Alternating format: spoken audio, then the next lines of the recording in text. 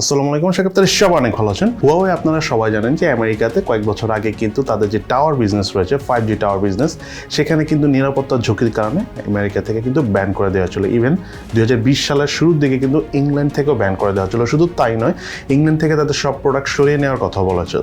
So recently নতুন একটা research হয়েছে, সেই রিসার্চেও দেখা গেল যে হুয়াওয়ের যে 5G যেসব সরঞ্জাম রয়েছে এগুলো আসলে খুবই ইনসিকিউর, এখান থেকে অনেক ডাটা চুরি হয়। সো ইংল্যান্ড থেকে বলা হয়েছে, যুক্তরাজ্য থেকে বলা হয়েছে যে 2027 সালের মধ্যে হুয়াওয়ের যত রকমের পার্টস বা যত ধরনের ইলেকট্রনিক্স সরঞ্জাম আছে সম্পূর্ণভাবে ইংল্যান্ড থেকে সরিয়ে ফেলতে। হুয়াওয়ের এই বিষয়টা নিয়ে আমি এর আগেও আসলে কথা বলেছিলাম। সম্ভবত হুয়াওয়ে নিয়ে কিছু ক্লেইম আছে, ইভেন চায়নার ভিতরেও কিন্তু হুয়াওয়ের নামে কয়েকটা ক্লেইম আছে বিভিন্ন রকমের সিকিউরিটি ব্রিচ নিয়ে। আমরা হতে পারে যে আমেরিকার সাথে হুয়াওয়ের একটা ফাইট হচ্ছে, এই কারণে ইমোশনালি হুয়াওয়েকে আমরা খুব পছন্দ করতেছি, বাট কেন জানি আমার মনে হয় হুয়াওয়ের কোনো না কোনো প্রবলেম আছে।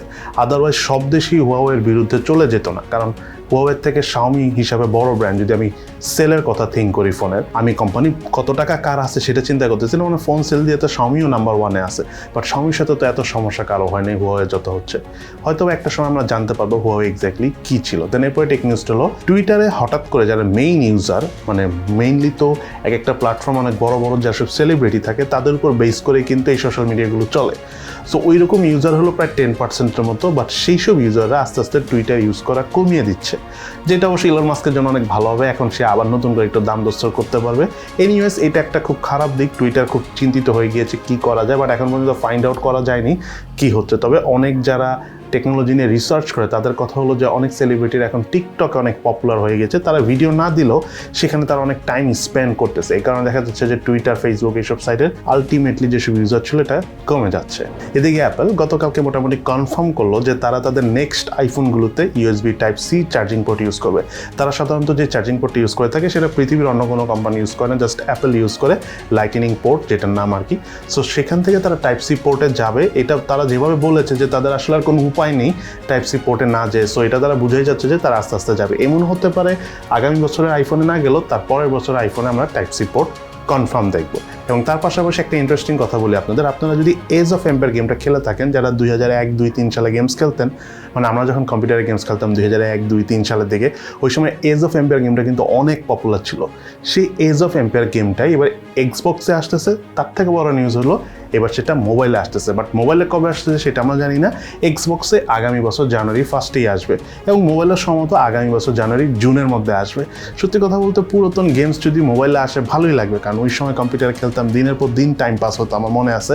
সো নতুন করে যদি মোবাইল আসে হয়তো বা ভালো লাগবে, বাট তখন আর এখন এজ তো আর সেম না, বয়স তো চেঞ্জ হয়ে গেছে, হতে পারে এত লং টাইম দিতে পারবো না, বাট ভালো লাগবে গেমসটা মোবাইলে আসলে। আর এজ অফ এম্পায়ার গেমের উপর বেস করে অনেক ধরনের গেমসই হয়েছে, যেমন ক্ল্যাশ অফ ক্ল্যানের গেমের যে মূল থিমটা সেটা এজ অফ এম্পায়ার থেকেই নেয়া। যাই হোক, এরপরে টেক নিউজটা হলো Vivo Y22e মতোই দেখতে, মানে সিমিলার একদম আউটলুক দিয়ে Vivo V25 4G একটা ফোন আসতে যাচ্ছে। আউটলুক প্রায় সেম হলেও ভিতরে যে প্রসেসরটা রয়েছে V25 4G তে থাকবে হলো MediaTek Dimensity 700 প্রসেসর, আর যেটা V25e তে ছিল MediaTek Helio G99। এছাড়া বাদ বাকি মনে হচ্ছে যে কনফিগারেশন সেমই হবে। কিছুদিনের মধ্যে লঞ্চ হবে, তখন আমরা চেষ্টা করবো আপনাদের কাছে মোবাইলটার ব্যাপারে ইন ডিটেলসে জানানোর জন্য। এবং MediaTek Dimensity 9200 নামক নতুন একটা প্রসেসর মার্কেটে লঞ্চ হয়েছে এবং এটার আন্তর্জাতিক স্কোর চেক করতে যায় 1.26 মিলিয়ন পর্যন্ত স্কোর এসেছে, মানে সবচাইতে হায়েস্ট বলা যায় এই মুহূর্তে। এখন আমরা জানি না কোন ফোনে থাকবে, সম্ভবত প্রিমিয়াম গ্রেডের বা কোনো গেমিং ফোনে আমরা এই MediaTek Dimensity 9200 প্রসেসর দেখবো। যেহেতু স্ন্যাপড্রাগনের নতুন প্রসেসরগুলো খুব একটা মার্কেটে চলতে পারতেছে না because of overheating issues, in the mean time MediaTek কিন্তু মার্কেট দখল করতেছে। বাট ফানি ম্যাটার হলো দুইটাই আসলে আমেরিকান কোম্পানি, একটা তাইওয়ান থেকে বানায়, একটা আমেরিকা থেকে বানায়। বাট যাই হোক, দেখা যাক কোন ফোনের প্রসেসরটা আসবে। যদি বাংলাদেশে আসে অবশ্যই সেই প্রসেসরওয়ালা ফোন আমরা রিভিউ করার চেষ্টা করব। এদিকে ভিভো তাদের FunTouch OS 13-এর একটা ডিক্লারেশন দিয়ে দিল, অর্থাৎ অ্যান্ড্রয়েড 13 কবে কোন ফোনে আসবে সেটা একটা ধারণা দিল। সর্বপ্রথম ভিভোর যেটা X90 series, X80 series pro যে ভেরিয়েন্টটা রয়েছে সেটাতে থাকবে। তার পাশাপাশি মানে X90 তো আগামীতে লঞ্চ হবে, সেখানে থাকবে। এর সাথে দেখা যাচ্ছে যে এই বছরের শেষের দিকে কিছু প্রিমিয়াম গ্রেডে যেমন Vivo V25 series, Vivo V23 series এই ফোনগুলোতে থাকবে এবং আগামী বছর ভিভোর যেসব S সিরিজ, Y সিরিজ বা নর্মাল যেসব সিরিজের ফোনগুলো রয়েছে আগামী বছর প্রথম 6 মাসের মধ্যে এসে পাবে। So Oppo, Vivo, Realme, Xiaomi এদের মধ্যে সর্বপ্রথম ভিভোই ডিক্লেয়ার করলো কবে যে তাদের ফোনে অ্যান্ড্রয়েড 13 13 এবং তার পাশাপাশি FunTouchOS 13 মানে তাদের ওএসআর আপডেটটা আসবে।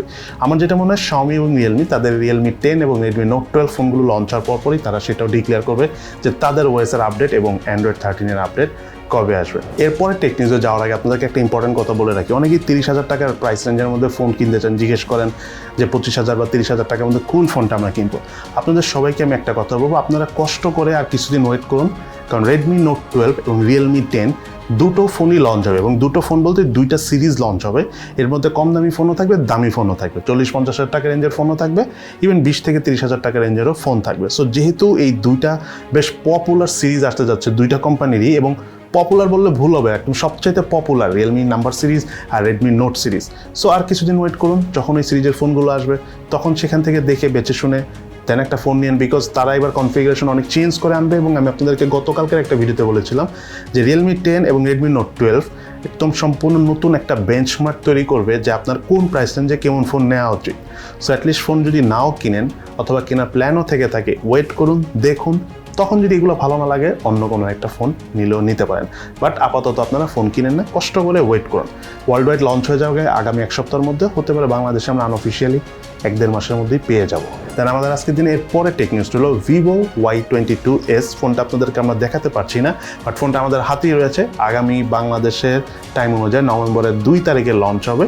সো সেদিন আমরা এই ফোনটির ফুল রিভিউ ভিডিও আপনাদের কাছে নিয়ে আসবো। স্ন্যাপড্রাগনের 680 প্রসেসর দিয়ে এসেছে, যদিও এটা গেমিং প্রসেসর না বা হেভি ফটোগ্রাফি প্রসেসর না, বাট চার্জ ব্যাকআপ অনেক ভালো পাওয়া যায়। যাই হোক, সেদিন আমরা ওই ফোনের ব্যাপারে ফুল কনফিগারেশন সহ ফুল রিভিউ আপনাদের সাথে শেয়ার করব। এবং তার পাশাপাশি বাংলাদেশ মার্কেটে Realme C33 মোবাইলটা লঞ্চ হতে যাচ্ছে। প্রাইস রেঞ্জটা আমরা জানি না, মানে বাজেট রেঞ্জের মধ্যে আসবে, 15-16 টাকার মধ্যে থাকবে, বাট লুকসটা খুবই সুন্দর। আপনারা যদি Realme 9 Pro বা Pro Plus ফোনটা দেখে থাকেন, ঠিক অনেকটা সেই লুকস নিয়েই Realme C33 ফোনটা আগামী মাসে প্রথম দিকেই লঞ্চ হবে। ডেটটা আমরা এক্স্যাক্টলি জানি না। এছাড়া আরও বেশ কিছু ফোন বাংলাদেশে লঞ্চ হবে, বাট Realme C33 এবং Vivo Y22s আগামী মাসে ফার্স্ট উইকে লঞ্চ হবে এবং দুটো ফোনের রিভিউ আপনাদের কাছে আমরা তুলে ধরার চেষ্টা করব। সো এই হলো আমাদের আজকের ভিডিও। সবাই ভালো থাকেন, সুস্থ থাকেন এবং আমাদের জন্য দোয়া করবেন। ইনশাল্লাহ দেখা হবে ফিউচারে।